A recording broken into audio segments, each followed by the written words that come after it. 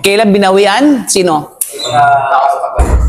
Kailan anong yung tanong mo? And date? Exact date o ano ba? Hindi, yung gano'n katagal na yun dahil natuklasan na.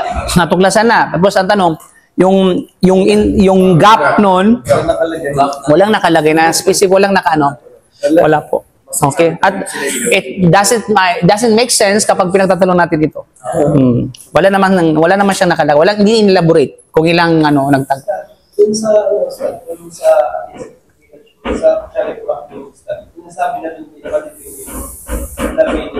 Sinasabi nila, pwede tayo magsala doon sa libingan? Hindi, diba, sinasabi nila na... O siguraduhin natin ba yung mismong libingan ay nasa loob ng masjid? O hindi? Pag nandun sa loob ng masjid, hindi pwede. Hindi pwede. Kahit palibawa, alam mo, confirm mo na yung masjid na yun ay merong nasa ilalim na libingan, ipinagbabawal tayo magsala. Pero pag hindi mo alam mo yun, Pag hindi mo alam, walang problema. pag alam mo na ngayon, so ngayon alam mo. Ang tanong baka, totoo ba yun? Na, na mismo, na yung libingan na siya makulay sa loob mismo yung, kung saan nakalagay yung masjid ay doon mismo sa ilalim? So doon yun yung assignment mo na dapat mong i-confirm.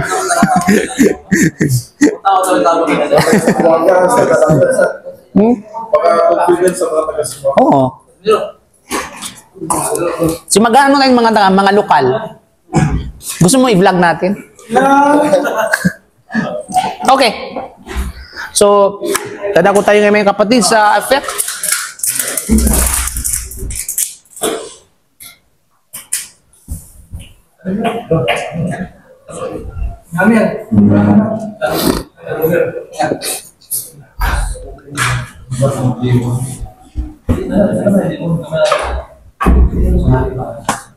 Okay. So, bismillah wa salatu wa salam rasulullah wa ala alihi wa sahbihi ajma'in amma ba'd. Assalamualaikum warahmatullahi wabarakatuh. Masyaallah. The best. Masyaallah. Okay, meron tayong bisita, I think. May mga bisita tayo. Si kapatid na si Bro Khalid. At saka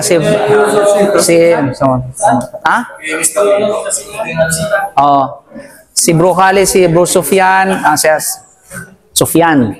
Athauri, si Sufyan Athauri. Si Saifuddin, at si Bro, bago po kayo? Bago po kayo dito? Masyaallah. Ilang days na po kayong pero parang pamilyar kita, pamilyar ka sa kaya pala hindi ko kabisado yung mukha mo. Okay, but anyway. Okay, masyaallah, tabarakallah. Welcome bro sa ating Okay.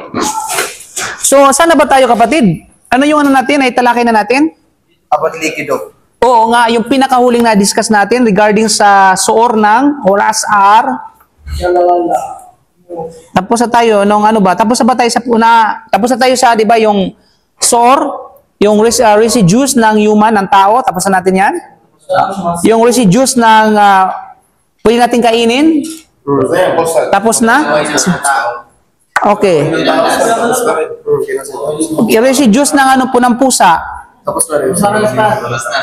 Okay.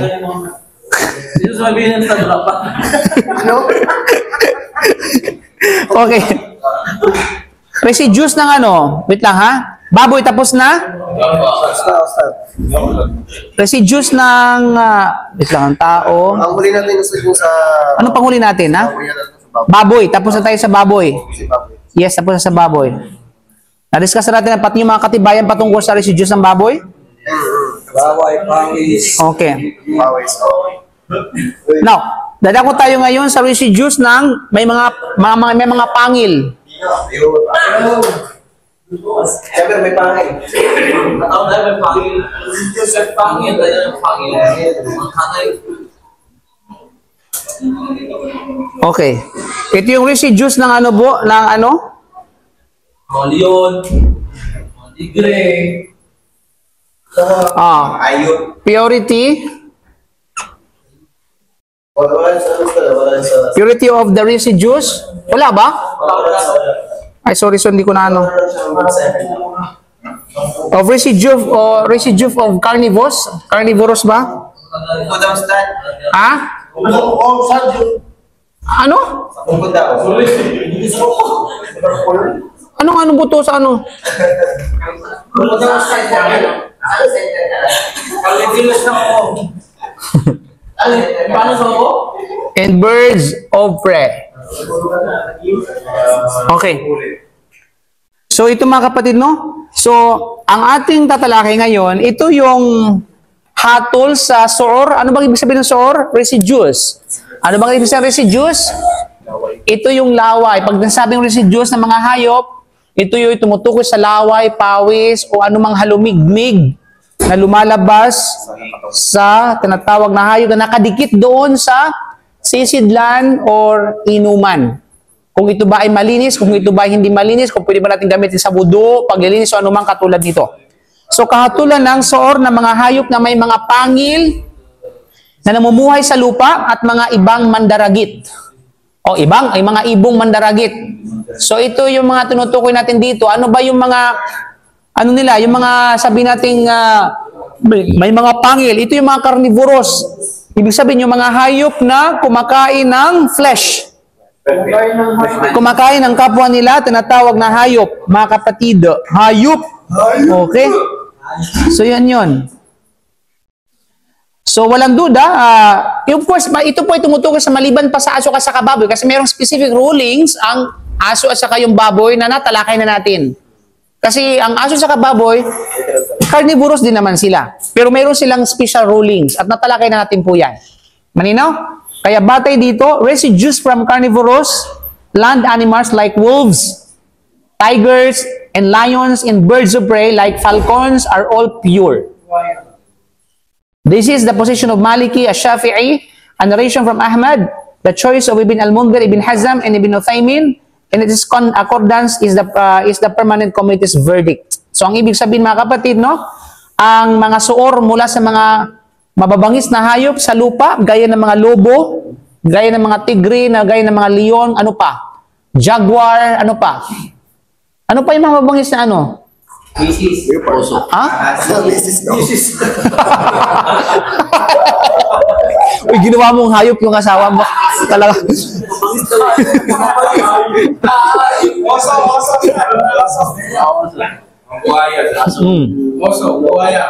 Oh, mga oso, anumang katulad nito. Okay? At gayon din, pati na rin ang mga ibong mandaragit. Tulad ng mga falcon, o agila, o kaya yung kite. Alam mo ba yung kite? Ano ba sa Tagalog yung kite na ibon? Sa atin, saranggula. Pwede bang tatawagin saranggula yon? Saranggula kasi, yung ibon na saranggula, alam mo yan? Yung kite. Kite bird. Hindi, iba yung lawin. Oh, vulgar. May vulgar bang tawag dyan? Ha? Ano ba yung, i-google nyo nga yung ano, yung ibon na kite, vulture ba yun ba? Kite. Kite bird. Meron dyan, kite bird. mga patay kinakain. Oh. Ano din yan? Iba yung vulture, iba yung vulture. Oh. Ano yung forma niyan? Di ba parang parang din saranggula? Hindi yung falcon to? Ha? Halos actually, halos magkakapares yung mga itsura ng mga yan. Oo, parang siyang falcon. Oo, para siyang ano, pero mas maganda sa falcon. Siyang falcon. Lahat naman ng ibong gumaganong kapatid. Saan ko makita? Alagi nga ito ng anong start. Magkakalahi-lahi nga yan. Oh, wala lang silang birth certificate. Oh. Okay. Oh, para di ba? Di tama na yung pagtatalo-talo. Ang mahalaga, saranggula, di ba? Ang mahalaga ay kumakain ng karne. Ibig sabihin yung ginagamit nilang pang-hunting yung claws. Oh. Basically, bawal na, pagdating sa pagkain, bawal natin kainin yon. Anumang mga ibon na ang kanilang ginagamit sa pang-hunting ay ang kanilang claws ay bawal kainin. Maliban lang kung ano yung in-exempt ng Sharia. Kung merong batayan. Pero kung wala, manatili sa original na rules na ito ay pinagbabawal. Malinaw? At pagdating naman sa sabi natin mga hayop sa lupa, anumang mayroong pangil, No? At kumakain ng tinatawag na karne, kapwa nila sabihin natin na hayop, ay bawal din kainin. Maliban lamang kung ano yung nilabas na exemption ng Sharia na may batayan. Okay? Yun ay pagdating sa pagkain. So, ngunit pagdating sa pagiging malinis, iba ang rules, mga kapatid. Kaya hindi naman porke na bawal natin kainin ay malinis, ay hindi na malinis. Malinaw? So, ibang rules pagdating sa kalinisan. Huwag nating imikos-mikos yan. Kasi may mga taong nagmikos-mikos yung kaalaman, ay bawal na kainin, ay marumi na. O, kasi bawal kainin. Di ba? Yung tao nga bawal kainin, pero kinain mo. Okay. Uy, ano yun? Bukod mo. Mga green-minded lang naman kayo Okay. So ito ay ibang mandaragit tulad ng mga falco at iba pa. Ito ang pananaw ni Imam Malik Ash-Shafi'i. Isa sa mga salin mula kay Ahmad. Ito ang piniling pananaw ni Ibn al-Mundhir, Ibn Hazm, Ibn Uthaymin, at alinsunod dito ay ang decision ng permanenting committee. Okay, so dito ibig sabihin, ang rules ito ay pure. Ang hukom ay pure ang sure nito. Okay? Nangangahulugan na kapag yung mga hayop na ating binanggit o anumang katulad nila, meron itong, kumbaga, halimbawa, uminom sila doon sa paglalagyan na mayroong tubig, di ba? O sa anumang sisidlan na mayroong tubig, tapos may natira, then pwede natin itong gamitin pang wudu. At yun ang punto ng ating pag-aaral. Tahara. Okay? Pwede natin gamitin sa pagligo. Huwag tayong maarte. Wala ka nang tubig, maarte ka pa. Choosy ka pa. So, ang mahalaga, ito ay pure. Dito ay tinatawag na dalisay, mga kapatid, sa panampalatayang Islam. Now, may mga comment dito yung ating mga scholar, kagaya ni Ibn al-Mundhir. Sinabi niya al-Mundhir, napatunayan mula sa propeta sallallahu alaihi wasallam na sinabi niya tungkol sa pusa, pagdating sa pusa, laysat sa binajasin innaha minat-tawafina alaikum at-tawafat. Hindi ito marumi, ito ay isa sa mga lumilibot sa inyo, kapwa man ito lalaki at babae. Ang hatol din sa suor ng mga hayop na ang karni ay hindi kinakain, ay kapariho ng hatol sa mga suor ng pusa. Ang lahat ng tubig ay dalisay, maliban sa kung ano ang napagkasunduan ng mga ahlul ilm sa pagiging hindi malinis nito, o kung ano ang ipinahiwatay ng aklat o sunnah, at ito ay binanggit sa kanyang aklat. Okay, at din sinabi ni Ibn Hazm, ang suor ng bawat hindi mananampalataya, lalaki man o babae, at ang suor ng lahat ng hayop na kinakain o hindi kinakain ng karne, tulad ng baboy, para sa kanya, pabangis na hayop, alagang asno o manok man na kumakain ng dumi o mukhalla o hindi, kung walang bakas ng laway mula sa hayop na ang karne ay hindi kinakain, kung gayon ito ay dalisay at pinahihintulutan, maliban sa kung ano lamang ang dinilaan ng tinatawag na aso. Okay? Kasi yung aso talagang mayroong patunay na dalil. Pagdating sa baboy, nagkaroon ng khilaf ang mga scholar. At sabi ng Ibn Hazm, para sa kanya, hanggat walang, hindi mo matitrace na meron siyang laway, yung tubig na yun o ano pa man, pwede mong gamitin bilang pangudo o panglinis dahil ang kanyang suor ay tahir. Subalit, napag-alaman natin, napag-aralan natin, nasalungat yung kanyang opinion sa karamihan sa mga eskola pagdating sa suor ng baboy.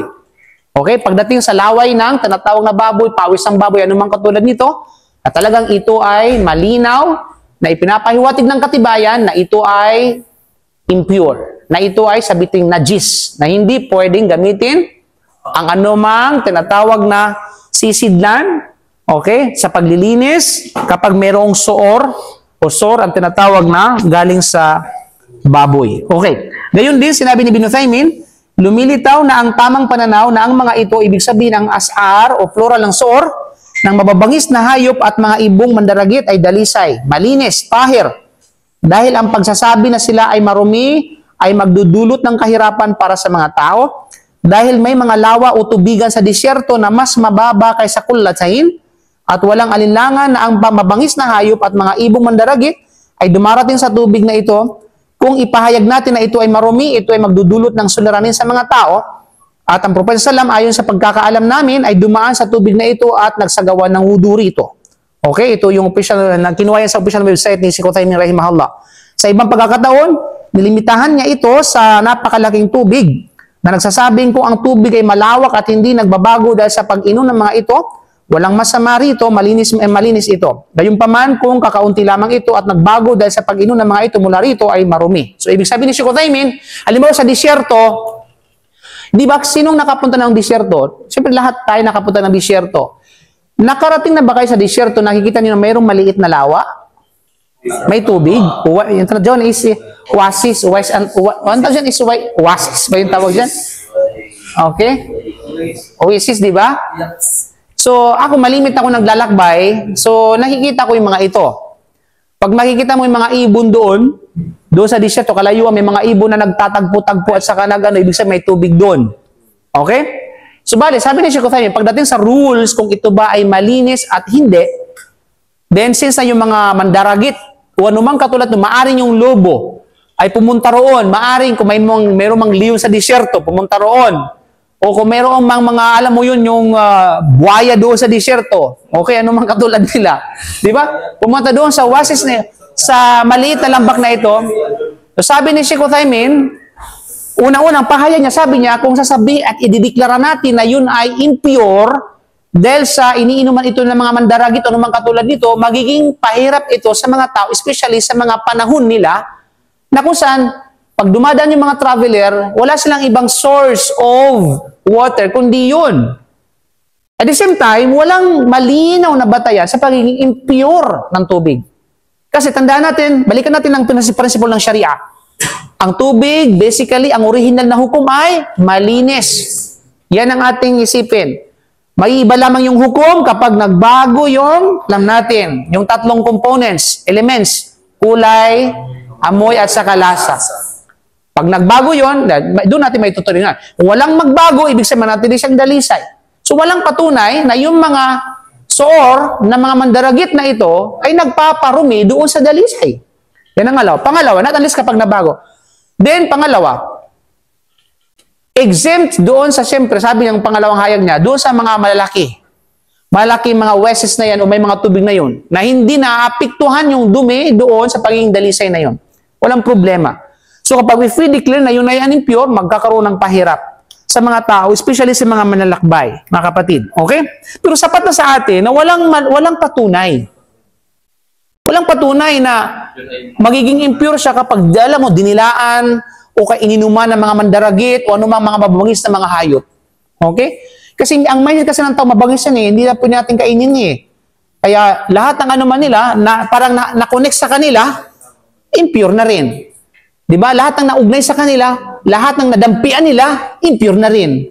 Kasi yun ay ibang mindset yun. Okay? Walang tinatawag na bater mga kapatid. Kaya nilinaw ng permanenting committee, ang pinakatamang opinion ay ang asar sa isang mula, sa isang mule, o maamong asno at mababangis na hayop, tulad ng mga lobo, tigre at leon, at ang mga ibong mandaragit, tulad ng mga falcon at kites, ay dalisay. Ibig sabihin, ito ay pure. So, walang pagtatalo. O kung gusto natin ng mga proof, meron tayong proof mula sa Quran. Una, ang proof ay mula sa tinatawag na Quran, sinabi na sa Suratul Hajj, chapter 22, verse 78. Gusto mo ng proof? Okay. Ito. Ang proof ay nahati sa dalawa.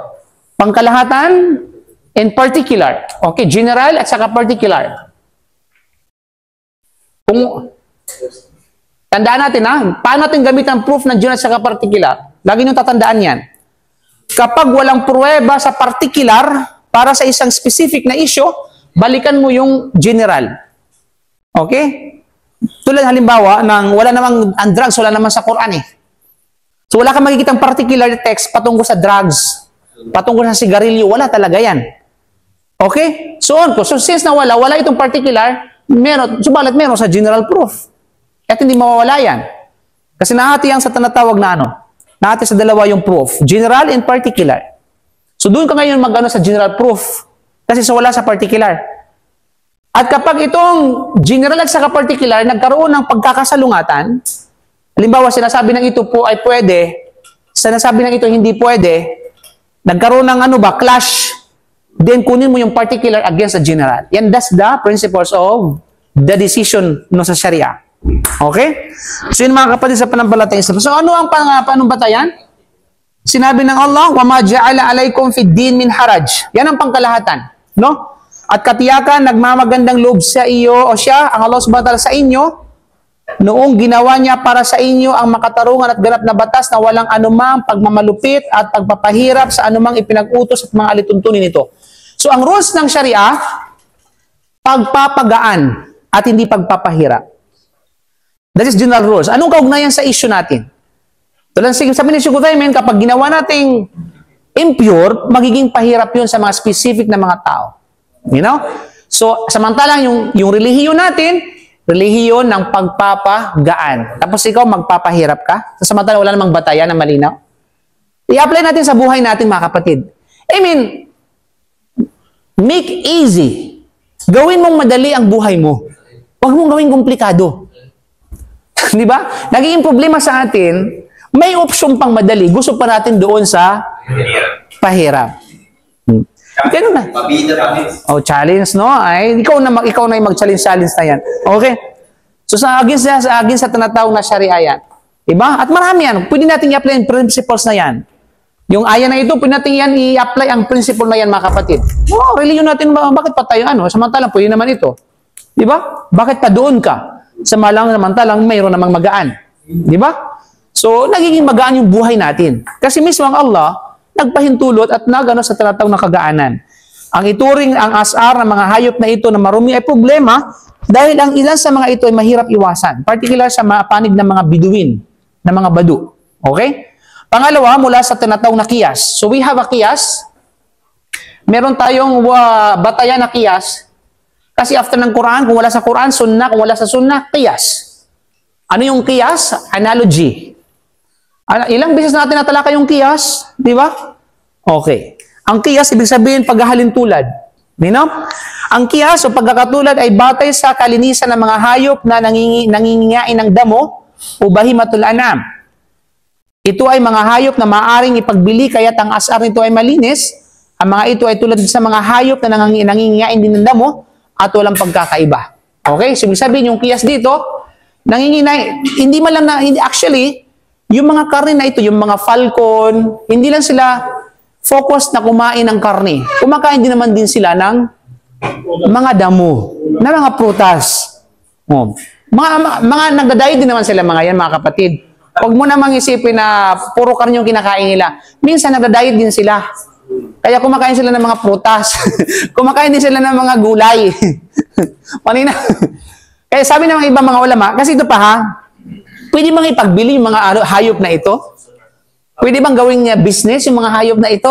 Alam mo, yung falcon, yung agila, di ba? Pwede ba siyang gawing business? Even the cat. Pwede bang gawing business o hindi? Kasi dito nagkaroon ng pagtatalo-talo yung mga scholars. Nakuha namin sa fiqh yan. O yan, alam niyo yung pantas yan. Okay? Kitabul Buyo. Ibig sabihin, dito hindi nagkakasundo yung mga ulama. Napakarami nilang sabihin natin, opinion, batuhan ng opinion, discussion at iba pa. Kanya-kanyang dalil, kanya-kanyang justification. Okay? Doon, lalo pa doon sa mga walang specific na batayan. Kaya sabi nila na hindi pwede, may mga nagsabi na pwede. Even though, mga kapatid, so ginawang kiyas dito, itong mga hayop na nabanggit natin kanina, ginawang kiyas nila, dito ay ang katulad ng mga hayop din ng bahimatul anam. Yung bahimatul anam, ito yung mga livestock and cattle, katulad ng baka, katulad ng karnero, katulad ng kamilyo. Yan ang tawag na bahimatul anam. Ang tawag sa mga hayop na ito, categorically speaking, bahimatul anam. Bahimatul anam. Diba? Kumbaga sa tulad ng chicken is poultry. Okay, ang tawag sa kanila is livestock and cattle. Okay? Livestock. You know? Kaya ito yung mga usually ginagamit sa hadi, kinakatay para sa akika, kinakatay para sa udhiya, Idul Adha. Yan yung mga hayop na yan. Kaya halimbawa, kapag dumating yung Idul Adha, huwag kang magkatay ng kabayo. Kasi ang kabayo, hindi yan kabilang sa bahimatul anam. O, kapag nag-akika ka, huwag kang mag-akika na ang iluluto mo ay puro isda. O puro manok. Okay? Kahit pa sabihin na pinakamalaki manok sa buong mundo, o sabihin natin kahit pa yung pabo, hindi matatawag na akika yan. Kasi ang akika, nakafocus Ang highlights ng akika yung pagkatay ng bahimatul an'am. Okay? Kanino? Meron nga may nag-akika. Ang kinatay, malaking isda. Bumili sa malaking isda. Sabi, nasaan? Ano po ito? Sabi niya, akika ng anak ko. Nasaan yung karne? Ay, ito na po ito. Isda. Tapos meron pa, yung karne, binili lang doon sa palengke. Hindi kinatay na tama na para sa akika. Kundi binili na diyan doon. Binili niya sa tinatawag na pamilihan. Subhanallah. Okay? So, hindi niya alam ang rules, mga kapatid, sa panampalatayang Islam. Malinaw? So, yun yung kiyas. At the same time, pagkakatulad sa kadalisayan ng suor ng pusa, ito ay may parihong kahulugan dahil ang pusa ay hayop na nagtatagday ng mga pangil na kumakain din ng dumi at ang hatol ng Sharia sa bagay na ito ay nagsasaad na ang asar nito ay malinis. Sabihin, ang analogy, ang kiyas din ng mga hayop na ito, kiniyas nila doon sa pusa. Kasi yung pusa, tinan mo, ang pusa, although mayroong specific na batayan, mayroon din siyang pangil. May pangil siya, at the same time, kumakain siya ng karne. Di ba? So, ganun din, pwede natin gamitin kiyas. Para sa kanila, pwede natin gamitin kiyas bilang tahir doon sa mga ayop na ito. Okay? So, yun yung mga kapatid. Ang shark, kung ayaw mong kainin, ikaw ang kakainin yan. Okay? Siyempre, pwede mong kainin yan, tinatawag na shark, kapatid. Okay? Okay. Now, dadako tayo ngayon sa tinatawag na kahatulan ng suor na mga hayop na umaaligid-aligid sa mga tao. Kasi tapos na tayo dito sa tinatawag na rules ng mga mababangis na mga hayop. Dadako tayo sa mga hayop na umaaligid-aligid. Kasi ang umaaligid-aligid na aso na hayop, kapatid, hindi lamang sa pusa. Maaligid-aligid. Ito yung mga hayop na hindi natin pwedeng kainin pero maaligid-aligid. Ha? Pusa, ano pa? Daga. Maligid-ligid yung daga. Pag sinabi mo maaligid-aligid, yun yung nagiging friendly ba? Pwedeng alagaan. Ha? Mga hayop po na hindi natin pwedeng kainin. Insekto.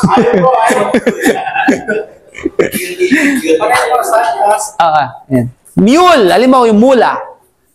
Mule. At saka yung daga, yung himar. Donkey.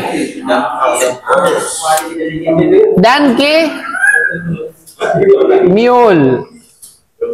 At saka cat. Anong pagkaiba ng donkey at saka mule? Ang donkey o ang mule, ito ay hybrid sa pagitan. Pag nag-asawa itong si donkey at saka yung kabayo, ang anak niya is mule. Hybrid siya. Kaya, yung mule, mas matangkad pa ng konti sa donkey. Yes. Kasi nagano na sila, pag nagano na sila, alam mo yun, crossbred yung tawag dyan, okay? So yun yung bighal sa Arabic. Bighal, himar. Okay? Humar, yan yung mga colloquial words na ginagamit sa mga kanto. Okay, humar. Pag ang tamang talaga yan is himar.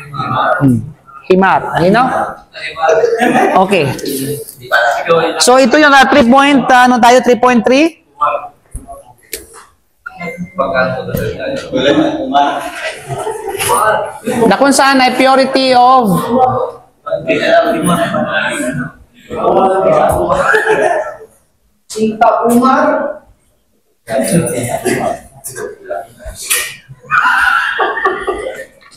mga hayop na kung saan umaaligid-iligid sa mga tao. Okay, pure of suor. Ano pala? Hayop parang kasama mo kapitbahay. Okay? Kahatulan sa suor na mga hayop na umaaligid-iligid sa mga tao. Mga kapatid, of course ay sinabi ni Sheikh Uthaymin rahimahullah, ang pinakatamang opinion na ang illah, ibig sabihin yung justification o katwiran o pananahilan na dapat sundin ay ang illah na ibinigay ng Propeta Muhammad sallallahu alaihi wasallam, na ito isa sa mga lumilibot o umaaligid-aligid sa atin. Base dito, lahat ng bagay na nagiging dahilan na lumilibot sa mga tao o umaaligid-aligid sa mga tao na mahirap iwasan, ang hatol ng suor nito ay gawa ng hatol sa pusa, ay gaya ng hatol sa pusa. Kaya't subalit ang Sharia ay nagbigay ng exemption para sa aso na madalas na lumilibot sa mga tao. Nito bakit ustads, pagdating sa aso, yung maaligid-aligid naman? Bakit pagdating sa tinatawag na aso, ay hindi na saklaw doon? Ang pag-uusapan natin yan mga kapatid. Gayunpaman ang propesa may nagsabi, okay, idha walagal kalbo fi inay ahadikum falyagsilhu sab'an aw ihdahun na biturab. Kung dinidilaan ng alinman sa inyong mga sisidla ng isang taso, hayaang hugasan niya ang mga ito ng 7 beses. Sa unang pagkakataon ay mayroon tinatawag na alikabok. Okay, una-una, yung kahatulang para sa or ng pusa. Sa pusa muna tayo. Okay? 3.3.1. Okay? Purity of purity of Sore of cat. Intermingling. Intermingling, ibig sabihin umaalibot, nakikipagsalumuha, pumapalibot-libot, umaligid-aligid. Okay, ang asar ng mga pusa ay malinis at ito ang posisyon ng karamihan ng Malikiya, Shafi'iyya at saka Hanabila. Hawak ni Abu Yusuf ang posisyong ito mula sa Hanafiya at ito ang pinakakaraniwang posisyon ng mga scholar. Ibig sabihin, majority sa mga ulama, ang hatol, walang duda, ay ang tinatawag na sabi natin malinis. Maliban lamang sa scholar ng mga Hanafiya. Ang Hanafiya ay, para sa kanila, ay hindi malinis. Okay? Pero sa majority sa mga ulama, ito ay malinis. Kaya sinabi ni Muhammad bin Nasr al-Marwazi, ang napagkasunduan ng karamihan sa mga scholar ng mga bansa, kapwa, mga pantas ng hadith at saka fiqh, ay walang masama sa asar ng pusa. Kasunod ang hadith na aming isinalaysay, tingnan ang tahmid. Anyway, sabi ni Ibn Qudama, ang pusa at kung ano ang mas maliit kaysa rito sa pagkakalikha, tulad ng mga daga at weasel, at katulad ng mga insekto at sa lupa, ang soor ng mga ito ay malinis at ito ay pinahihintulutan na inumin ang tubig na may soor ng mga ito at magsagawa ng wudu rito at hindi itinuturi na kasuklam-suklam. Ito ang opinion ng karamihan sa mga dalubhasa mula sa mga sahaba at mga taga-sunod mula sa mga taga-Madina, taga-Sham at mga taga-Kufa at iba pang mga ulama, mga kapatid sa panampalatayang Islam. Okay? Ang patunay sa tuwing may kaganapan sa pagtatalo at hindi pagkakasundo ay sunna ng Propeta Sallam. Now, ito, ano ba ang tinatawag? Kasi mahalaga yung illa dito. Alam mo yung illa, yung sinasabi nating illa? Yung justification. Right? Kumbaga, justification, pananahilan, naging dahilan. Pagdating sa pusa, bakit siya tinatawag na dalisay? Ano bang sabi ni Propeta Muhammad sallam? ang pusa ay Yes. Ang sabi ni Propeta sallam, innaha laysat binajis. Ang pusa, ang tanong niya, ang sagot niya ay particular sa specific na hayop. Kasi ang itanong sa kanya ay specific din na hayop. Kasi tanong siya, ya Rasulullah, Propeta ng Allah, ano ang hatol sa laway o kay pawis ng pusa?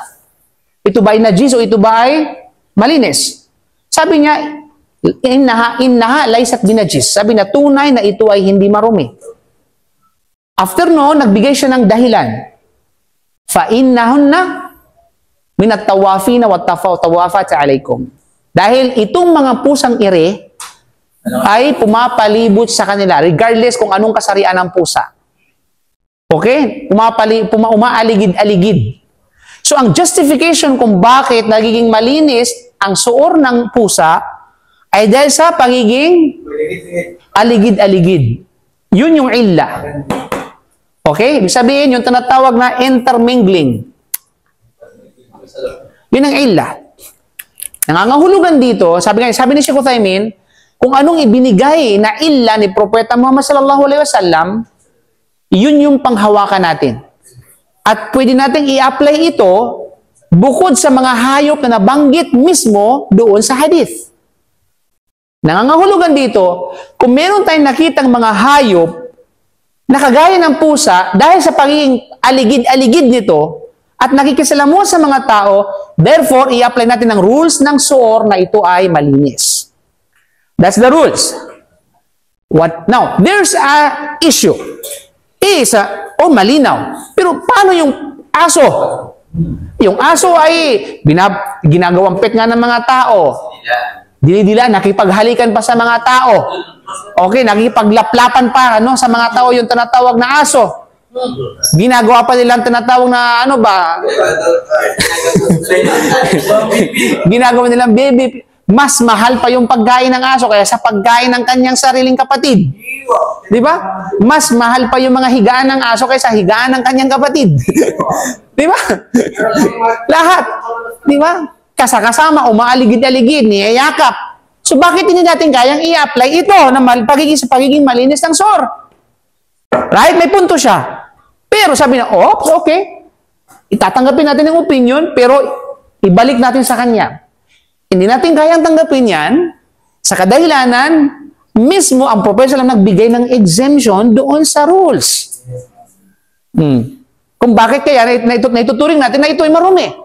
Salam, kapag dinilaan ang mga tinatawag na utensils, vases ng isa man sa inyo ng aso, ay hugasan niya ito ng 7 beses, pangunahan ng lupa, hindi bagat ito'y pahiwatig at malinaw pa sa sikat ng araw sa pagiging marumi rito. So that's the rules. That's meron being kaya and every exemption and every rules there must be an exemption. Malinaw? So labas ito sa tinatawag na kumbaga sa illa justification sa pagiging malinis ng sore ng pusa. Kaya pag tayo nagbigay ng exemption, anumang bagay na exempt natin, nilabas natin sa pakabuhan, kailangan mayroong pruweba.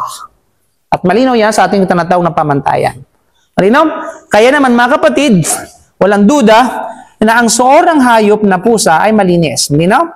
Anong patunay? Marami tayong patunay. Unang-una sa sunnah, sa authority ni Kabsha bin Ka'ab bin Malik, sabi niya, anna Aba Qatada dakhala alayha, fasakabtu lahu wuduan, qalas faja'as hirra, faasgalaha al-ina hatta sharibat.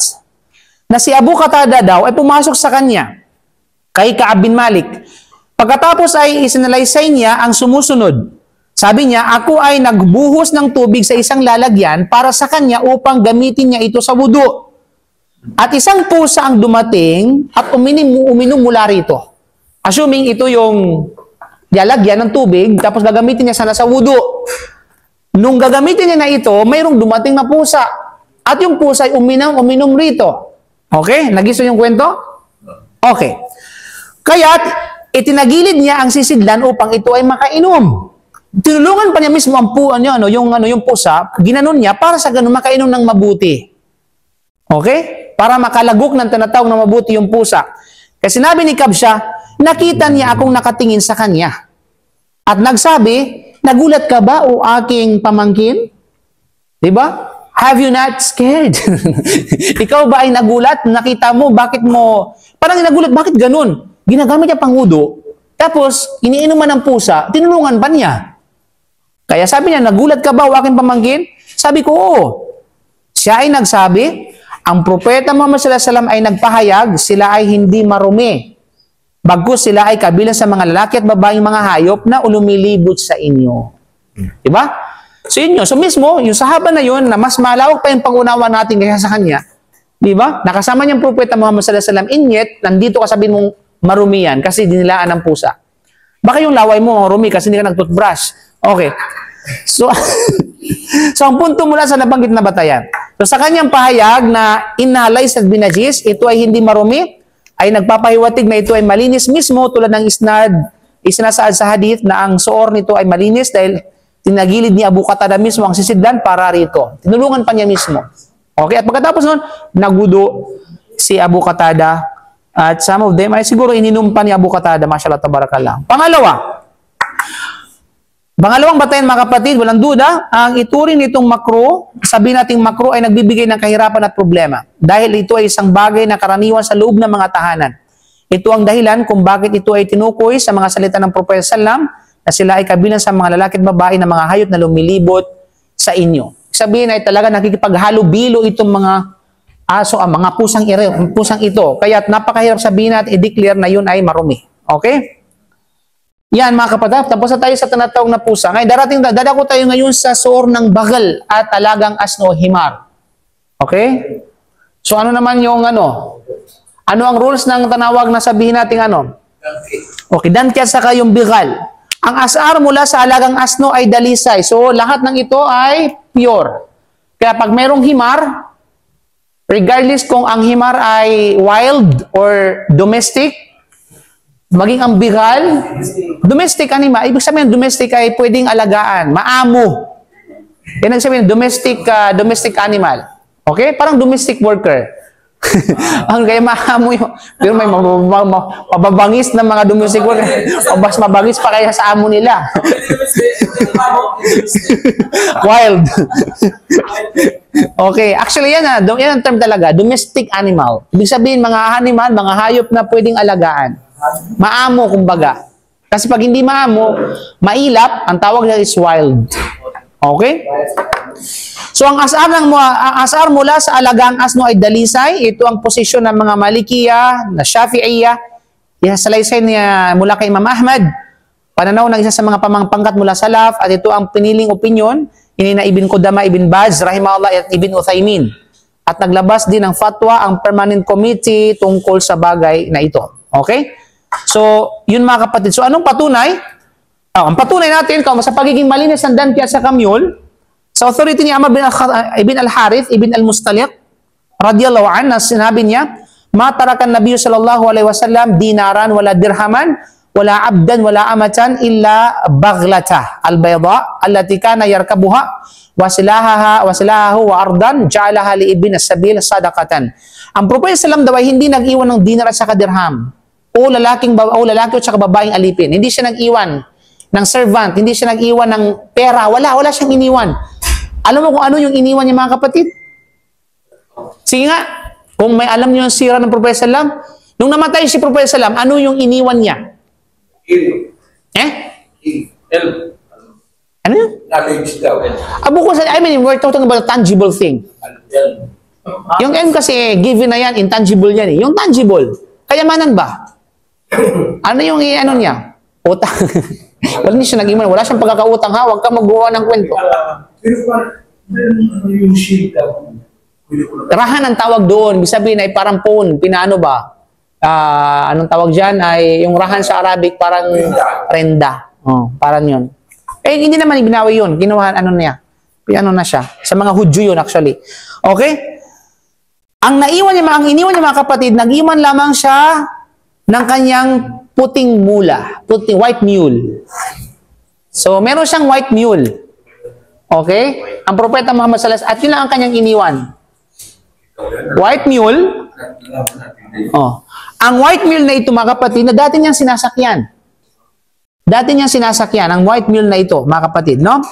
At ang kanyang mga sandata, iniwan yung kanyang mga sandata, okay? At isang kapirasong lupa na kanyang ibinigay bilang kawanggawa para sa mga nangangailangang manlalakbay. So, ulitin natin na tatlo yung kanyang iniwan na kasasadit na ito. White mule. Pangalawa yung kanyang mga armors, mga sandatan niya, mga shields. At yung pangatlo, mga kapiranggut na lupa na ginamit niya para fisabilillah, para sa mga manlalakbay. Gagamitin. Doon sila nag-stay, doon sila, ang mahalaga, pag-ari yun ng Propeta sallam. Ano man ang pakinabang doon, especially para sa mga traveler, yun ay lupa nga. Saan ka makakita ng pagkain ng lupa, gusto mo? Lupain. Kapiranggot na lupain. Doon mga kapatid, no? Kaya subhanallah, wala siyang iniwan na anumang bagay. Diba? So, ano ang dito? Sa authority ni Mu'adh bin Jabal, isa pang dalil, na ang Propeta sallam nagsabi, kuntu ridfan Nabi sallallahu alaihi wasallam, ala himarin yuqalu lahu Ufair. Ako noon ang nagiging angkas sa likod ng Propeta Muhammad sallam, sabi ni Mu'adh bin Jabal. Mayroong time na ang angkas sa kanyang tinatawag na himar. So ang kanyang sasakyan mga kapatid, hindi kamilwano pa man kundi meron siyang laging sinasakyan yung donkey at saka mule. At the same time, yung kanyang donkey, ang pangalan ng kanyang donkey dati, na laging niyang sakay-sakay siya, no, lulan na lulan siya, ay si Ufair.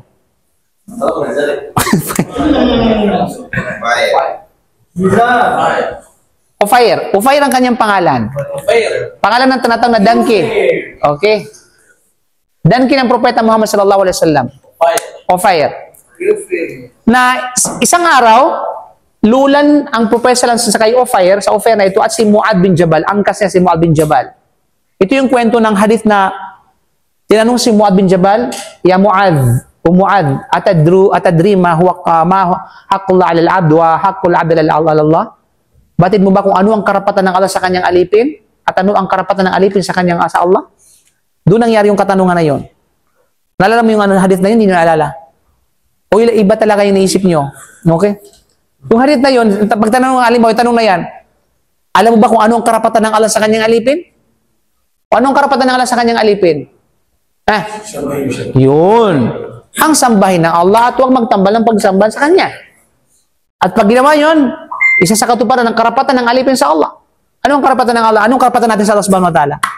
Kapag ginawa natin yun, yes, tayo ay papasukin niya sa tinatawag na paraiso. Di na? Yun, doon nangyari yung conversation na yun mga kapatid. Habang angkas na angkas niya si Muad sa kanyang tinatawag na fire. Okay?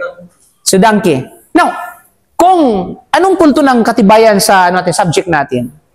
Kung ang donkey at saka mule ay ang kanyang suor ay impure, abay, hindi na sana ang propesa sasakay. Di ba? At alam natin, hindi ito ligtas sa mga laway, sa pawis. Yung hayop na ito, mga kapatid. May mga, of course, may mga halumigbig na lumalabas sa kanilang balat, sa kanilang tinatawag na pores. Di ba? Yung laway din nila, siyempre. Di ba? So kung ito ay impure, magbibigay siya ng linaw ang propesal lamp sa atin at hindi siya mag-iiwan sa atin ng nakahang tayo sa mga kaalaman na ito. No? Sabi niya sana na yun ay tinatawag na marumi. Subalit, since na walang ganun, nangangatili na yun ay babalik sa original na hukom, na yun ay tinatawag na malinis. Herbivores o Ha? Herbivores. Ano yung? Yes, mayroon din yung wild donkey, kumakain sila ng ng karne. Pero pagdating sa pagkain, magkaibang rules mga kapatid. Ang bigal at sakang himar, dalawa ang rules ito. Kapag mga domestic, hindi natin pwedeng kainin, nakasahad sa hadith yan. Pero kapag wild, pwede natin siyang tinatawag na kainin. Okay? Linaw? So yan ang rules, exemption na rule. At yun din sa authority ni Abdullah bin Abbas, na kung sinabi niya, sabi niya, akbal turakiban alahima, ito, magandang hadith na ito mga kapatid, bilang panghuli, no? Sabi niya, minsan ay dumating ako nakasakay sa isang asno noong ako ay nasa edad na ng pagbibinata. Sino yun? Si Abdullah bin Abbas. Si Abdullah bin Abbas dumating na nakasakay sa asno, yung kanyang edad na nagbibinata na siya. Sabihin, mukallaf na siya, mayroon na siyang pananagutan. Okay? Pagkatapos, ang propeta sila may nag-aalay ng pagdarasa sa Mina. That time kasi Hajj. Nangyari ito sa Mina. Alam natin sa Mina. Na walang pader sa harapan niya at ako ay dumaan sa harap ng ilang hanay. So, ibig sabihin, halimbawa, propeta sila may imam. Yung mga sahaba niya nasa likod. Okay? Tapos, dumating si Abdullah bin Abbas, nakasakay ng asno, kapatid. Tapos, habang nakasakay ng asno, dumaan siya doon sa mga hanay sa likod. Hindi sa hanay, hindi sa harapan ng propeta salama, kundi sa likod. Ito yung patunay na pwede tayong dumaan sa tinatawag na hanay na nasa likod kung meron tayong imam. Ay, hindi lang tayo po dumaan doon sa harapan ng imam. Especially kapag walang tinatawag na sutra. Okay? Pero kung halimbawa, maamum ka, tapos may dadaan ka, pwede normal, dadaan ka. Lalo pat naihi ka o ano pa walang ibang daanan, dumaan ka. At ikaw naman na nagdulo, huwag mong harangin na ganun ka na, syaitan, dumaan, ganun mo. I-apply mo yung hadith na sino man dumaan sa harapan mo, kung nagdarasal ka, faktulo, sabihin mo, no? Fadribo, okay? Hampalusin mo siya, o ano man, hindi yun. Mali ka ng understanding. Yan ay kapag mag-isa ka lang o ikaw yung imam. Okay, bawal yan, kapatid. Kaya naman, doon ako bumaba at inayaan ng aking asno na kumalas at pumasok sa hanay na walang tumutol sa akin tungkol dito. So, ginawa, bumaba siya, tapos nirelease yung tinatawag na asno at walang sino man, pagkatapos ng pagdarasal, ang nagsalita laban sa kanyang ginawa. Ibig sabihin yan ay pwede. Okay, at the same time, sa subject na ito, malinis ang tinatawag na asno. Okay, malinaw pa mga kapatid. Okay? Pag mag-isa ka lamang, hindi ka pwedeng dumaan hindi ka doon na walang doon sa pagitan na sa harapan mismo na nagdarasal. Hindi pwede may dumaan doon. Hindi ka pwedeng dumaan. Mali, kung may sutra siya doon sa ng sutra, unahan ng sutra. Pero sa pagitan ng sutra at saka ng hindi ka pwedeng dumaan. At doon pwede mong i-apply yung hadith na yun na pwede mo siyang tinatawag na pigilan. Okay? Huwag mo siyang hambasin. Actually, merong patunay, bilang panghuli, merong kwento yan mga kapatid. Kasi because dahil sa maling pagkaunawa sa hadith. Nakalagay niya, nagsala siya, andun yung ano, mayroong dumaan, ginanon niya, sinuntok talaga dito. Gumanon talaga siya. Ako sabi niya, ay talaga, alam mo, paglabas, lumabas yung sinuntong, sabi, mamaya ka na, bangan kita dito sa labas. Tampura siya, binura siya sa labas. Pagkatapos kasi bang pinaliwanag niya, kasi yan ang professor lang. Ang sinabi niya is, fakatilhu, makipagbugnuan ka sa kanya. Sa iba na rin siya, fadribu, ikaw ay tinatawag na balusin mo siya. Mali. Pagkatapos ibig sabihin ay, pigilan mo siya sa anong pagpigil. Hindi naman ang susuntukin mo talaga siya. O ano pa man, dibdiban mo siya, o ano pa man. Kaya pag nagkamali ka talaga ng interpretation ng hadith, mapapahamak talaga ikaw. Okay, kaya alamin mo muna. Yes, go ahead. Pero yung, pag magsusunod, di ba, mamaya, kapasok kayo. Sa Madrid, ayun sa sunna. Pwede dumana sa harapan niya. Hindi. Siya kasi, individual kasi nagdarasal yan sila. Hindi ka pwede dumaan mismo sa harapan. Pero kung doon, sa unahan doon, walang problema. You know? Ang hindi pwede yung place kung saan siya nagsusujud. Sa harapan niya, hindi ka pwede Kung mag-isa. O mag-isa. O kaya siya, yung imam, mag-isa siya. Basta yung guhit lang, di ba? Sutra-sutra tayo. Yung guhit, hindi pwede magiging sutra yung guhit. Then, Ang sutra, ibig sabihin, merong material na ilalagay ang isang tao doon sa kanyang harapan bilang harang. Oh. sabihin, ito ikaw. Oh. Ito yung procedure na sa guhit. Yun ang magiging line, indication nyo na yung distansya. Pero pagkatapos ito, Halimbawa, ito yung linya, no? Dito siya. Dito pwede. Halimbawa, nagdarasa siya. Dito ganyan. Ito yung tao. Ito yung, alam mo na, kasi yun ang distance eh. Although, alam mo kung ito lang sutra, walang siya, hindi ka pwede dumaan sa harapan niya mismo. Doon ka sa unahan. Walang problema. Kasi Okay. lampas ka. Lampas na yan sa amin. Yes. Kahit Yes, go ahead. Ano po yung mga bagay na pwede magiging sutra? Pwede tao, pwede tinatawag na, any material, pwede upuan, Wala ka tanong ito. hindi, Kung hindi makikita yung bulpi. Wala ka tanong makikita. Walang problema doon. Tsaka sa di ba? Pwede naman pader eh. Pader. Kaya minsan, kung walang pader, walang ano man, yung mismong nagdaras sa unahan mo, pwede magawin sutra yun. Sa di ba may hadith na to? Itong kuhan mo, kapag nagsutra mo to, ay mabalik ka rin mo. Walang hadith na, paano babalik rin yung ano? Yung ano ba, hindi pwedeng harap yung kaya. Hindi, walang hadith na gano'n na. Wala, pero wala akong na-encounter na hadith na nababalik no kay ano yung ano. Wala. And then, kung mayroon man, baka hindi ko nabasa, baka nabasa mo, pakita mo sa akin, pag-aaral natin. Okay? So, Allah wa alaihi wasallam, so nakabihan ka siya, la ilaha illa anta astaghfiruka wa atubu ilaik. Assalamualaikum warahmatullahi wabarakatuh. Pakatan na yung tanong, Ustad.